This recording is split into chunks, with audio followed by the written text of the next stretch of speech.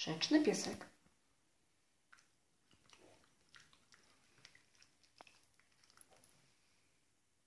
Super.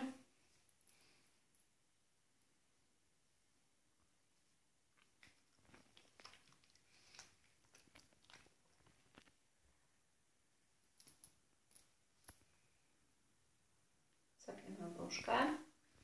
Jesteś bardzo grzeczny. Proszę się nie krzywić, panie karmelku.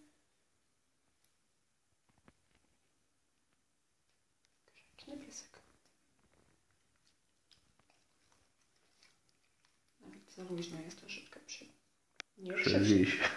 Nie krzyw się, misiu. Ja wiem, że nie lubisz tego. O, tak, jeszcze pan cię wsunie. Już. Tak, super. Pan cię zapnie smycz. Krzywimy się, bo tego nie lubimy, ale wiemy, że zaraz będzie. Chodź, Kamilku. Chodź. Chodź. Super piesek. O, jaki grzeczny. Tak. Dobrze. Chodź.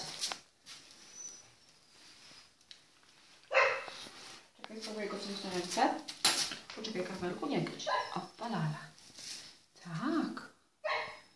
Grzeczny piesek. Super. Tak, nie lubię. Daj się wziąć. O, widzieliśmy właśnie nie ugryźć. Ugryźć nie wiesz?